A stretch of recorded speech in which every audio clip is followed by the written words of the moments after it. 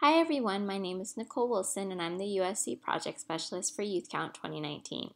Today we'll be going over our Youth Count Surveyor training, which will let you know all of our procedures, protocols, and other important information that you'll need to be a surveyor for this year's Youth Count happening from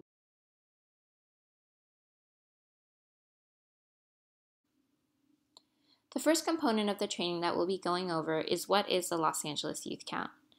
The Youth Count Survey is a tool that we use to collect data on unsheltered young people under the age of 25 experiencing homelessness. This includes unaccompanied minors, transition-age youth aged 18 to 24, and young families. The Los Angeles Youth Count is part of the largest homeless count in the country. It helps us provide an estimate of how many young people are experiencing homelessness and what their experiences entail. The component of the Youth Count Survey that you will be participating in is called the Unsheltered Count, which means that you will not be surveying young people that are staying in housing, emergency shelters, transitional housing, safe havens, or those young people that are using.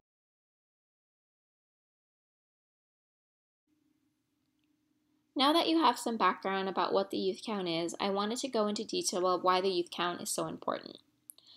As you can see pictured in this slide are some of our partner agencies who work alongside USC and LASA to make sure the Youth Count happens every year.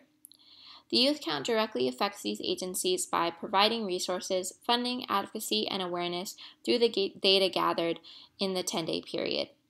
This data ends up working towards ending and preventing youth homelessness by providing a clearer picture about what our young people are experiencing in our communities. This is especially important due to the fact that youth homelessness is often an issue that has been very hidden in nature. It's very hard to identify where young people are staying and what their direct needs are. Through the count, we're able to capture a clear picture of what young people are currently experiencing, especially in relation to those young people that are part of a sexual, gender, or ethnic minority.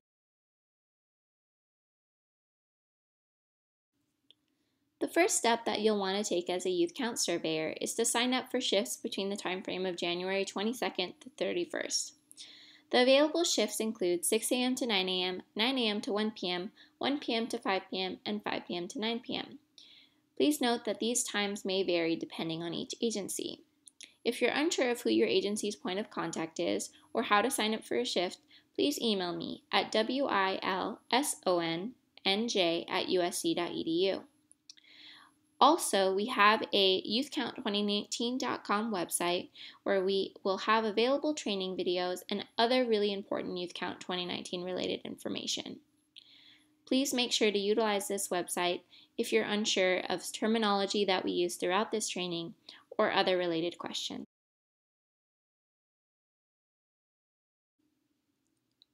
Now that you've signed up for a shift, the next step is understanding what your role is as a Youth Count surveyor. A Youth Count surveyor is someone that is able to work in partnership with the team to approach, engage, and survey young people under the age of 25. At this stage, we are not judging or assessing that young person's housing status, but merely attempting to engage that young person to ask whether or not they would like to take a survey. And then, once that young person agrees, determining whether or not they are eligible based off of the HUD definition of homelessness, which we will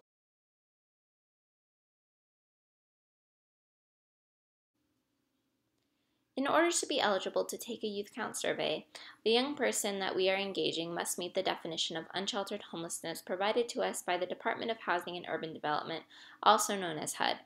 This definition is as follows: an individual or family with a primary nighttime residence that is a public or private place not designed for or ordinarily used as a regular sleeping accommodation for human beings, including a car, park, abandoned building, bus or train station, airport, or camping ground.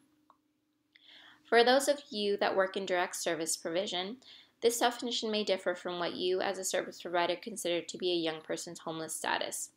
But in order to qualify to take the Youth Count survey, we do have to rely on this standard. Please be mindful that this is a requirement for Youth Count surveys this year.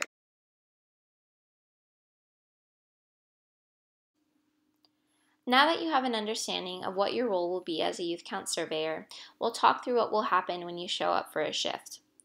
The first step will be meeting your team. Working in a team is a huge part of Youth Count. You may be working with individuals you have never met before and some people that you are very familiar with. Either way, you'll want to make sure to exchange contact information. This information is very important when you're out in the field and may be separated from the wider group. It is also helpful if you find young people and need additional support from your team members. Please be mindful that you are all there to support each other and share the responsibility.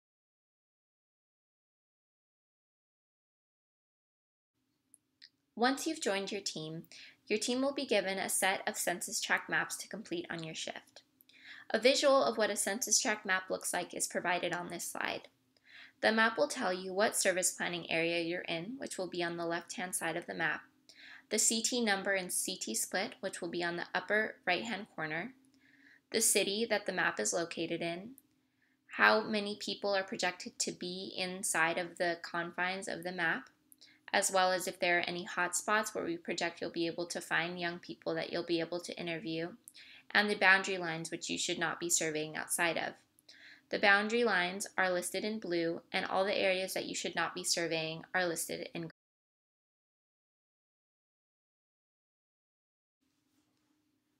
Now that you've been assigned a team and your selected census tract maps, you will be going out to identify potential participants within the boundaries of your census tract.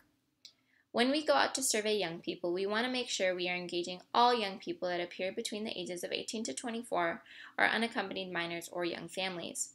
At this stage, we are not making a judgment or assessing for someone's housing status. In the next slide, you'll see an example of how you would go about approaching a young person.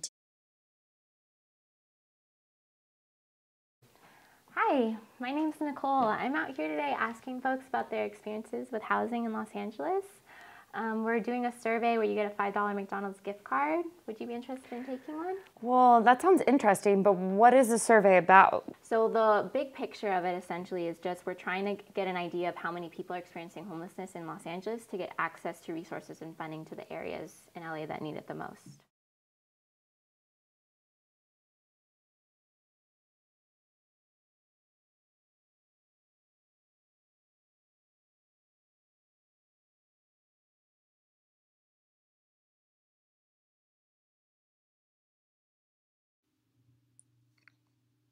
Now that you've seen an example of what it's like to approach a young person to take a youth count survey, here are a few more tips for engagement and approach. Allow the young person you are engaging to take the time to be hesitant. All we want to do is provide them with the information they need to make an informed decision about taking a survey. Feel free to share the agency you are from and why the surveys are being conducted. It is also helpful to clarify what the survey is about and the fact that all of their responses will be kept confidential, meaning it will not be shared with any agencies that they will be receiving services from, nor will it be shared with law enforcement. Allow them to know that they can skip any question they would like, or that they can stop at any time.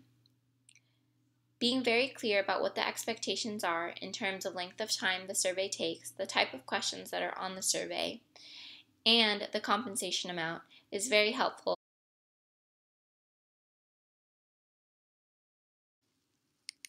Throughout the week of youth count, there will be times when a young person refuses to take a survey, or as a surveyor, you will be unable to approach a young person. It is a requirement as a surveyor that you capture the information about that young person in the perceived section at the beginning of the youth count survey. The survey instrument will allow you to put down information regarding the young person's age, race, gender, and other perceived characteristics. It will give you the option to say that that young person refused to take a survey or was unapproached. It is vital that we capture this information so as to include that young person in our final count numbers.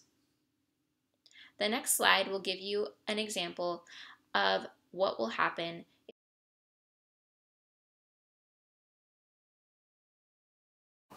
Hi, my name's Nicole. I'm here from USC. I'm asking people questions about their experiences. What's USC?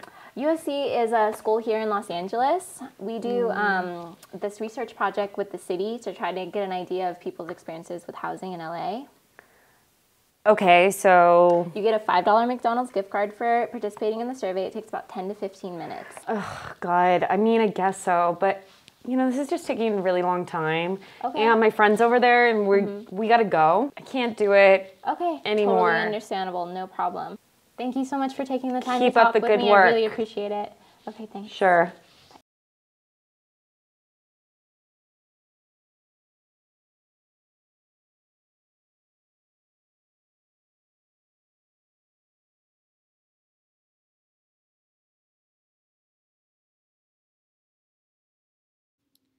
A few other things to keep in mind when surveying young people. Please make sure to treat young people and their possessions with respect. The places you are surveying in could be their home. Stay within eyesight of one of your teammates at all times. If a respondent is upset at being ineligible for the survey, or due to the nature of the survey questions and the situation becomes hostile, simply give them the gift card. Also, do not under any circumstances take pictures of people or the places they are sleeping in. Do not ever chase a person if your survey device is taken, and do not give young people any extra money or extra incentives.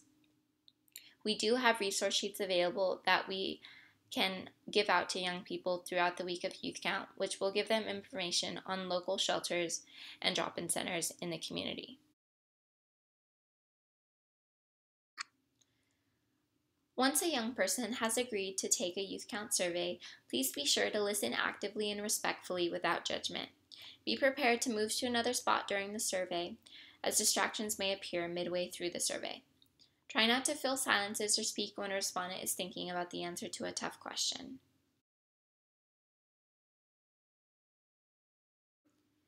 When conducting a Youth Count survey, the primary method should be an electronic tablet, mobile device, or desktop. Prior to entering the community, please make sure that your device is fully charged. Unlike the paper survey, the electronic survey has skip patterns embedded within the survey, which will ensure that the screen will take you to the appropriate question. However, something to keep in mind is that you will need to use the paper response card for both paper surveys and electronic surveys. Again, as a reminder, paper surveys are meant as a backup option, not as a primary way we should be conducting youth counts.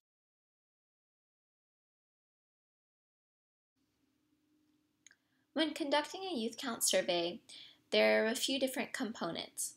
The first of which is the pre-survey, which will include basic information that we as surveyors need to know about where the survey is conducted and who is conducting the survey. There will also be screening questions, which will determine the participant's eligibility, survey questions, which will contain all of the essential questions for the respondent, and post-survey questions, which includes additional information about the respondent and whether or not the survey has been completed. This is the first screen that will pop up when conducting a youth count survey. It will ask you what service planning area you are in, which will range from SPAS 1 to SPA 8. This information is provided for you on your census tract map. It will also ask you to provide the census tract number and census tract split. The census tract number, as I mentioned previously, is on the upper right-hand corner of the map. The census tract split will include a letter starting from the letter A. Not every census tract map will have a census tract split. Next, it will ask you to provide the location that you are at. Please provide the cross streets. If you are at a park or other landmark, please provide that information. You will also let us know whether or not you are conducting the survey in a drop-in center. If you are conducting the survey out in the community, the answer will always be no. Ideally, you want to fill out this pre-survey information before approaching a potential participant. It will take you a few moments to answer the pre-survey questions, so please keep this in mind before approaching an individual.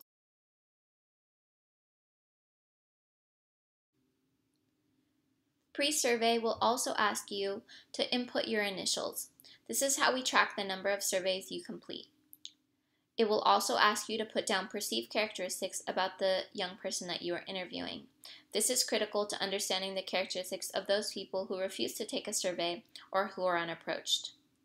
Please use your best judgment when completing this section of the survey. It will ask you to assess age, gender, ethnicity, race, and signs of health conditions, mental health, and substance use issues.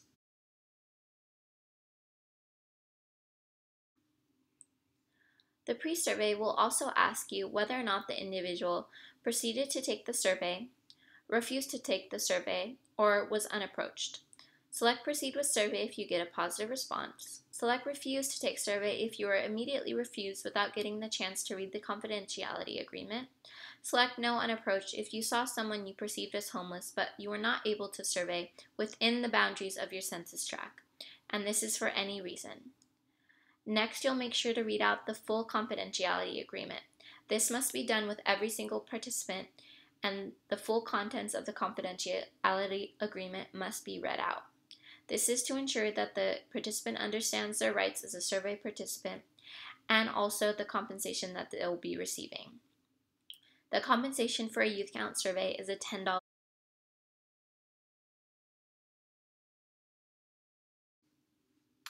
The next set of questions will be screening questions.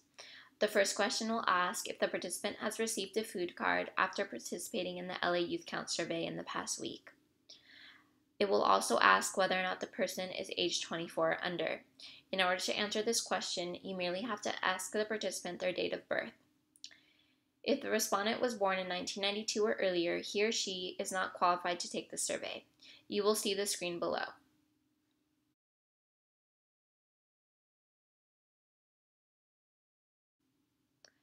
The next few questions will determine whether or not the participant is eligible to take the survey.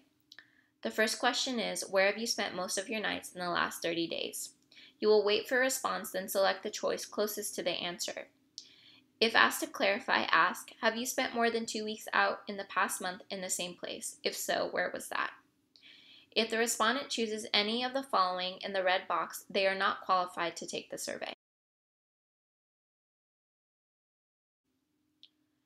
Once we've asked the participant where they spent most of their nights in the past 30 days, we will ask them the second eligibility question, which will be, where did you spend last night? You will wait for a response and select the choice closest to their answer. Following this question, we will ask what city or community they slept in the night before. You may utilize your community list sheet.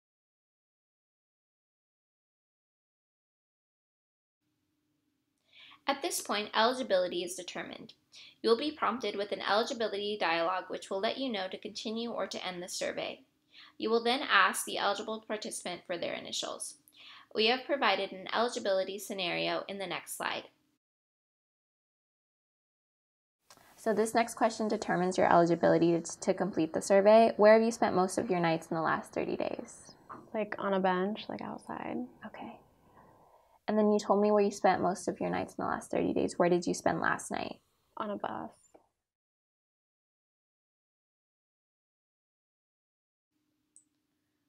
Once the participant's eligibility has been determined, we will begin asking survey questions. The first questions include questions regarding gender identity, transgender identity, and sexual orientation. The next two survey questions are on ethnicity and race. If the participant responds Hispanic or Latino to the race question, select some other race and write the code HL in the dialog box.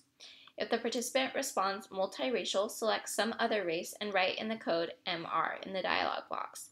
Sometimes participants will mark multiple races to indicate their multiracial identity, while others will insist on simply identifying with multiracial alone.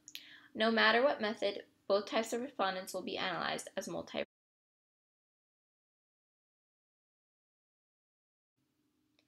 The next questions will ask the participant about their experiences with homelessness. The first question will be, is this the first time you have been homeless? The options will be yes, no, declined, or don't know. As a reminder, do not read out the declined option, merely select the decline option. The follow-up question will be, how old were you the first time you were homeless? Next, it will ask, how long have you been experiencing homelessness this time? It will give you the option to input days, weeks, months, or years.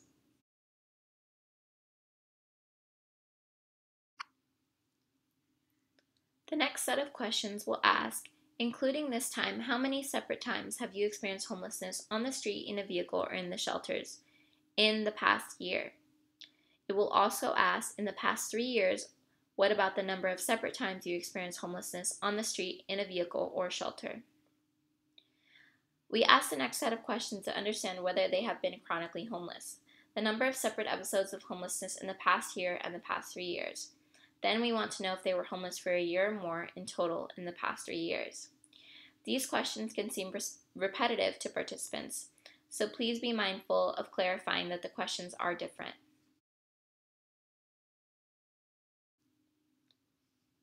The next set of questions will ask about their experience in vehicles or encampments. In the past 6 months, have you lived in any of the following situations? List each category and choose the box that is appropriate. If they have not lived in the situation, do not check the box.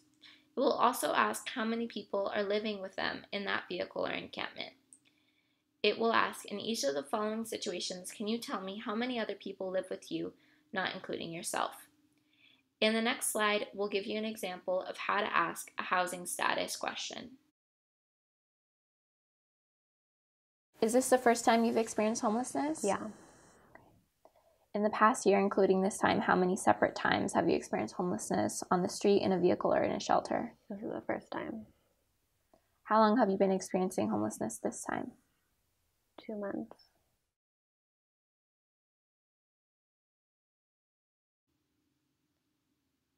The next questions will ask the young person whether or not they've ever been involved in military service, and if so, their discharge status.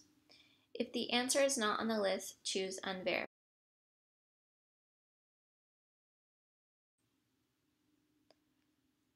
The next section will ask you questions about the young person's family. If you're interviewing a single adult, the family section will be skipped. A family must have one person under 18. Only complete one survey per family. For TAY, couples, or minor siblings, complete one survey per individual. The next slide will show you a scenario of how to go about asking. Thank you again. Now I'm going to ask you some personal questions about the people that you live with. I'll refer to them by the initials or nicknames you give me.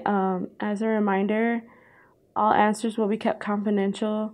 You will receive an additional $10 in compensation for your family.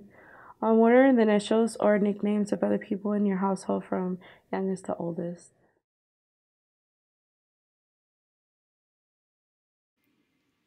As seen in the training video in the last slide, it will ask if there is one child under the age of 18.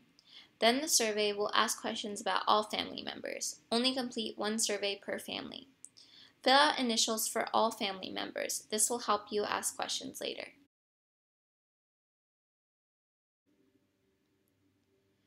Fill out all the questions related to family members.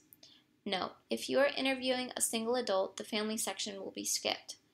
Questions related to family members will include similar demographics to the ones we asked participants responding to.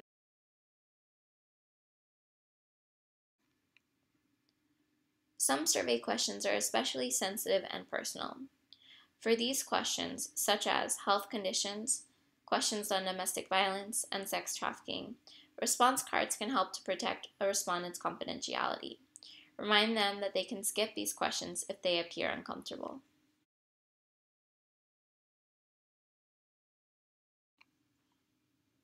There are health condition questions asked for both the individual respondent to the survey and for their family member.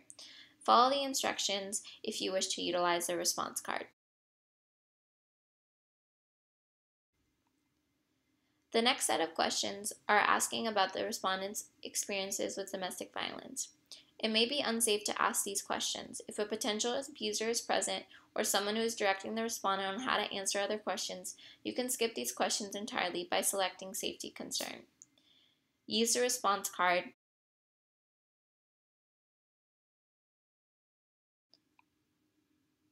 Following the domestic violence question, the respondent will also be asked about their experiences with labor trafficking. Again, this is an opportunity to utilize the response.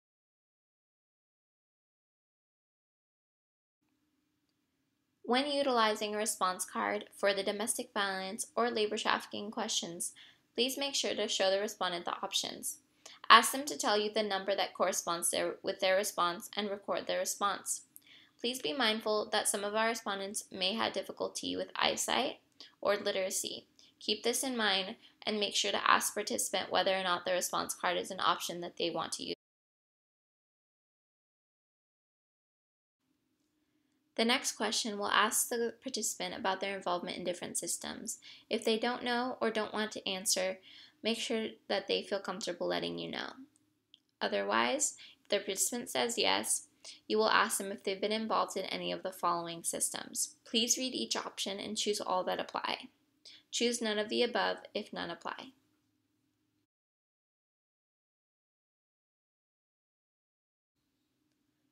The participant will also be asked about their involvement in the child welfare system. Again, you will read out the options and choose the ones that apply. Choose none of the above if none apply.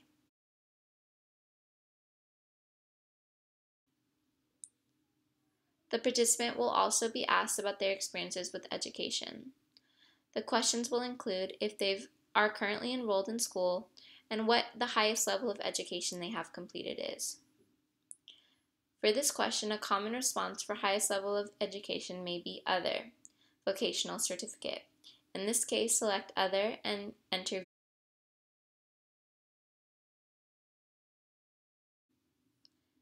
The next question is aiming to understand where the participant last had housing and if they have ever lived somewhere outside of LA. If they have lived somewhere else, we want to know where they last moved back to Los Angeles.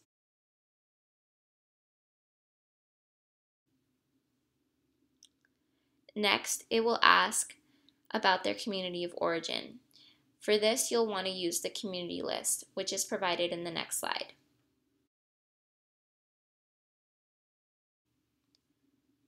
A list of every city and community within LA County will help you fill out the response when the respondent is asked to tell you where they used to live in LA County when they had last had stable housing. Each question in the survey that would call for utilizing the community list is noted in the instructions. Along with the community list, you'll be given a list of outreach resources to give to young people if appropriate.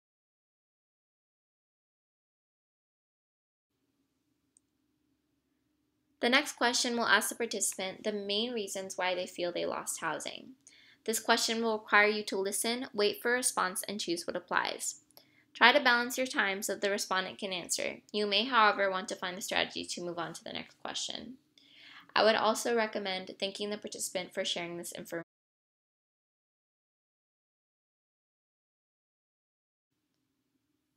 The next question will ask the respondent to describe their employment situation. If the respondent is unsure, you may need to interpret their response. Note that self-employed can include different odd jobs and ways of making money that don't involve direct employment. Seasonal work can include anything that is particular to a certain time of year. Temporary work can include internships, contracted positions, and work assigned by employment agencies. And not working can mean student, disabled, looking for work, not looking for work, or retired. Make sure to ask for clarification. We provide an example of an employment scenario in the Which of the following best describes your employment situation? I'm unemployed, but I'm looking now. Have you ever been forced to work where you didn't get paid or you got paid less than expected? Yes.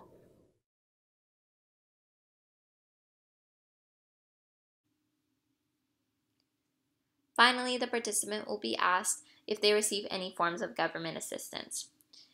Please read out the categories and choose all that apply to that participant.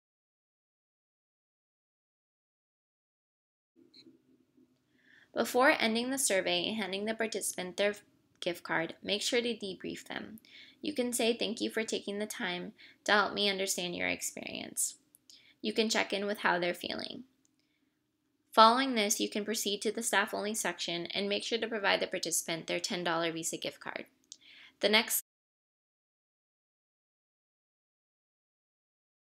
Thank you so much for completing the survey. We're all finished. So the next step is I'm going to be giving you your gift card. So all I need from you is just for you to sign your initials or your signature for the gift card. Are you comfortable doing that? Sure. Great. So I'm just going to give you a stylus and you'll go ahead and do that, okay? Okay. So you'll sign it here on the tablet. Sounds good. Perfect.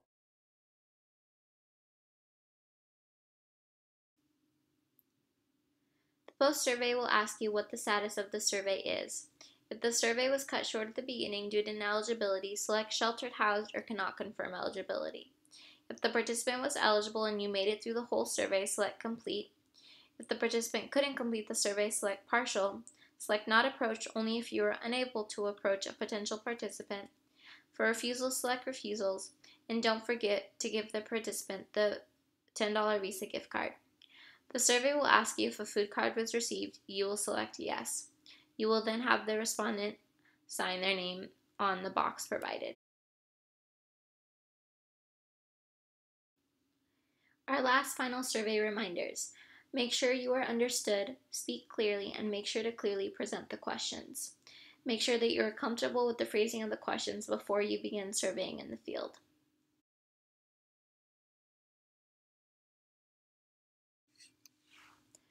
Now that you've seen what it's like to conduct a youth count survey, I'd like to set out a few final reminders. Having a few paper surveys as backup is important in case your tablet or mobile device malfunctions. You will not be responsible for inputting the paper surveys to an electronic version. However, if you do fill out a paper survey, please notify your team lead and hand off to your agency point person as soon as possible. This will ensure that the information gets back to USC and LASA.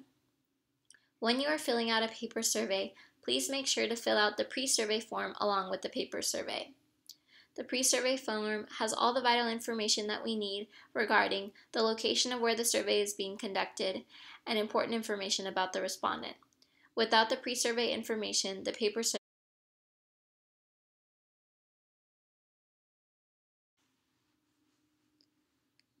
If you are utilizing paper survey, please make sure to follow the prompts. Skip patterns that are automated in the electronic survey are included in writing, so paying careful attention is critical. Bold means you should say it, italics means you should not say it, red indicates the next question to proceed to based on a previous answer. Single or forced choice responses have a circular bubble. Multiple choice responses have square boxes. Important, do not say declined, don't know, or safety concern for any listed question response.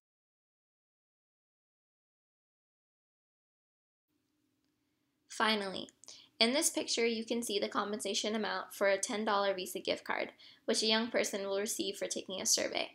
If that young person has a family, the survey will direct you to compensate them a $15 Visa gift card. If you are interviewing a couple, please note only one of the two parents would receive a $15 Visa gift card. Each gift card will need to be called in to activate. Please remind your participant they will need to access a phone in order to gain access to the funds on the card.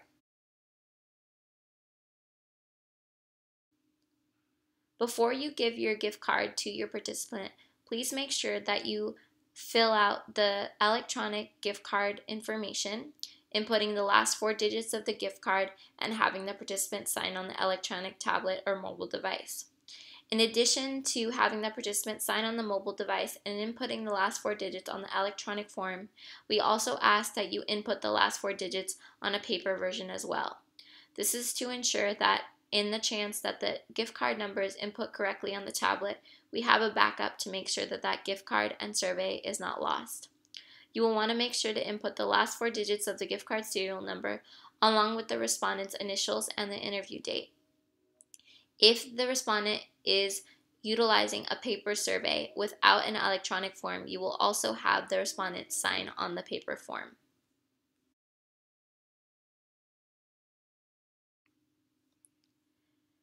As you complete your census tract with your team, one person out of your team will need to make sure that a census tract assessment is filled out for every single census tract.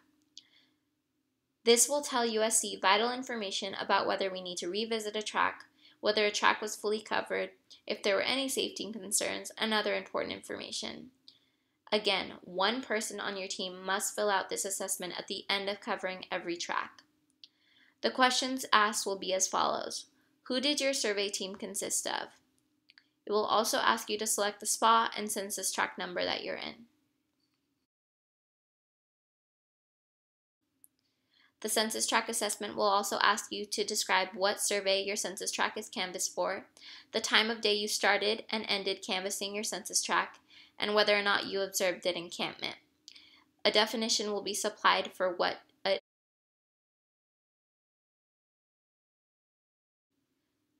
You will also be asked if you were able to cover the entire census tract. If no, why not?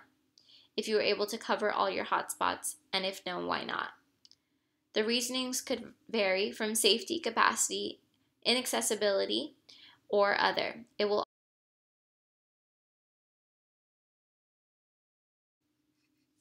Finally, the CT assessment will ask you how many gift cards you gave out in your census tract, or if you have any additional information you would like to report back to the coordinator.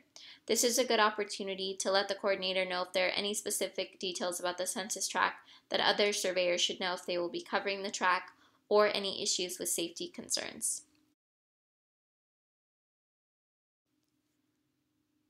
Thank you so much for completing the Youth Count 2019 Surveyor training. Please reach out to me at wilsonnj@usc.edu if you have any further questions. Also utilize our youthcount2019.com website to view more training videos and other important information that will help prepare you for Youth Count Week.